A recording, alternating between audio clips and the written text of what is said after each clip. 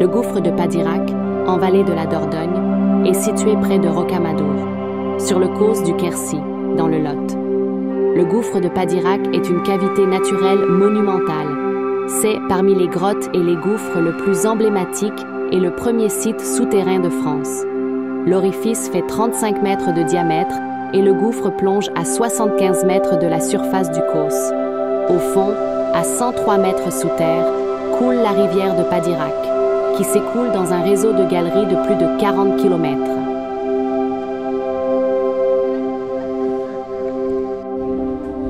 Ça commence, hein, plein d'escaliers, là, jusqu'au bout. En 2019, le gouffre de Padirac a célébré les 130 ans de sa découverte par Édouard Alfred Martel.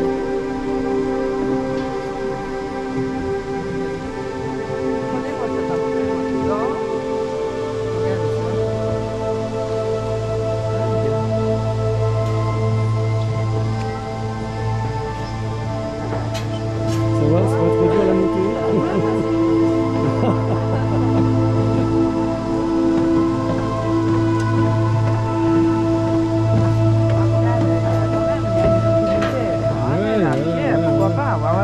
Aménagé de manière propice à la visite et conservé en excellent état, le gouffre n'a pas changé depuis.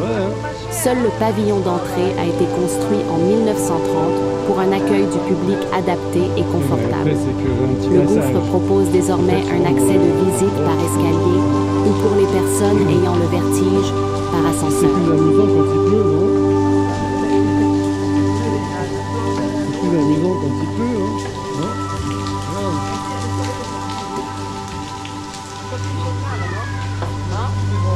C'est le 9 juillet 1889 en effet que le gouffre a été découvert par Édouard Alfred Martel. Il est midi quand, équipé de bougies et de cordes en chanvre, il s'enfonce au centre de la terre et pénètre dans cet abîme alors nommé par les croyances du coin le trou du diable. Le gouffre est connu depuis des milliers d'années. Il s'est formé par l'érosion et l'effondrement de la voûte d'une ancienne salle souterraine, creusée grâce aux circulations d'eau dans le massif rocheux, essentiellement calcaire. Il est très difficile de donner un âge exact pour l'ouverture de cet ancien plafond, mais le gouffre existe certainement depuis plusieurs centaines de milliers d'années. Au fond du gouffre, des fouilles ont révélé l'existence de nombreux débris de cuisine, de vases brisés et d'armes en fer. L'examen des objets permet d'en faire remonter l'origine aux environs du XVe siècle. Les occupants des lieux étaient peut-être des habitants du village de Padirac qui s'étaient réfugiés ici pour échapper aux soldats anglais. Rappelons que le village de Padirac fut complètement rasé par les Anglais pendant la guerre de 100 ans.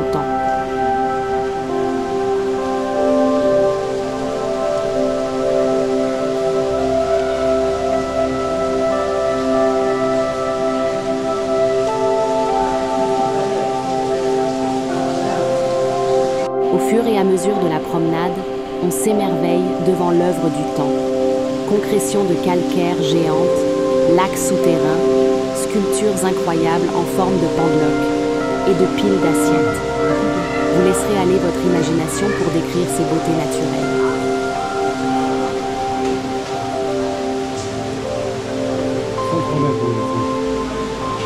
Longtemps inexplorés, certainement par peur des anciennes légendes locales, des aventuriers finissent par y descendre dans les années 1860.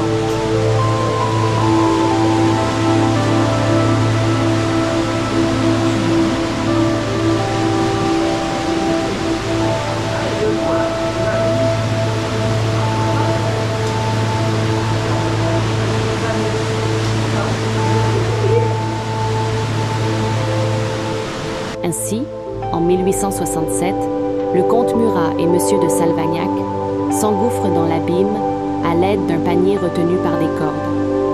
Ils ne remarquent cependant pas le petit orifice qui conduit à la rivière souterraine. Ce n'est qu'en juillet 1889 qu'Édouard Alfred Martel, avocat de formation, et 3 de ses fidèles compagnons d'aventure, Gabriel Gopillat, Émile Fouquier et Louis Armand, y pénètrent à nouveau.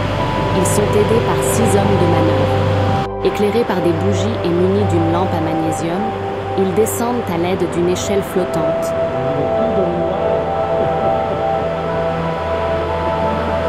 Après quelques explorations dans la pénombre, les aventuriers sont subjugués par ce qu'ils découvrent. Le premier jour de l'expédition, ils ne s'aventurent cependant pas à plus de 400 mètres du puits d'entrée, bloqué par la rivière trop profonde. Le 10 juillet, Martel embarque avec Gopiya sur leur embarcation, le Crocodile, un bateau en toile avec une armature en bois. Déambulant et naviguant dans des passages parfois très étroits, ils découvrent des stalactites, stalagmites, gourds, colonnes de calcite, tout ce que les gouttes d'eau ont façonné depuis des millénaires. 1640 mètres de galeries sont explorés pour cette première expédition et la seconde a lieu un an plus tard avec des découvertes encore plus impressionnantes. Le parcours commence sur une barque manœuvrée par un batelier. La visite permet de découvrir successivement la Grande Pendeloque, stalactite de plus de 60 mètres de long, suspendue au-dessus du lac de la Pluie, puis le lac des Gourds, composé d'une succession de barrages naturels, et enfin la salle du Grand Dôme, haute de 94 mètres.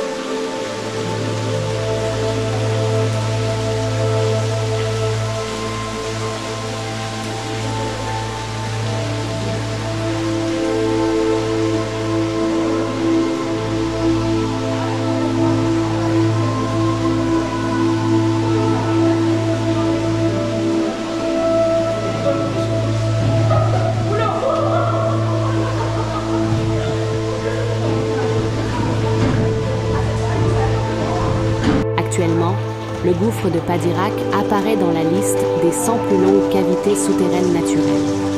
Si 42 km de galeries ont déjà été explorés et topographiés par des spéléologues, le gouffre regorge encore de recoins inexplorés. Et qui sait, peut-être, encore plus impressionnant.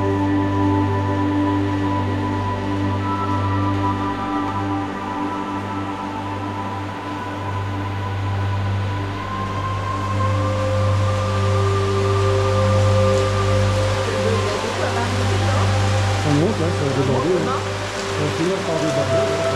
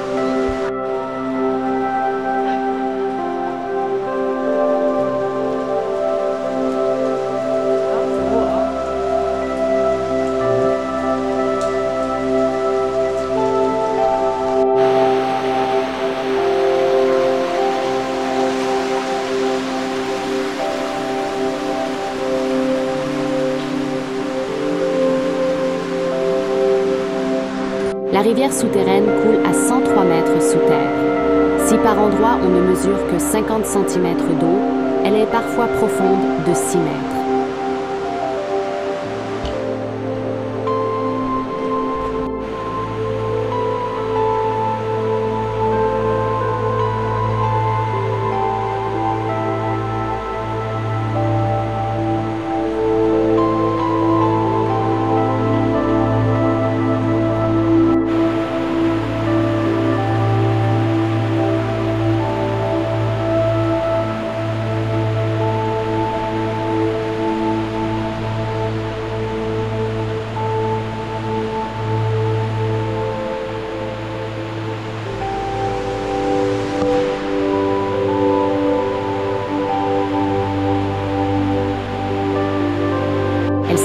gouffre sur une vingtaine de kilomètres avant de se jeter dans la Dordogne. Pour trouver son exsurgence, les spéléologues se sont servis d'un colorant fréquemment utilisé pour tracer les cours d'eau souterrains, la fluorescéine. Une fois versé dans la rivière, le colorant a permis de mettre en évidence l'exsurgence, qui se situe à la fontaine Saint-Georges, à proximité de Mont-Valent.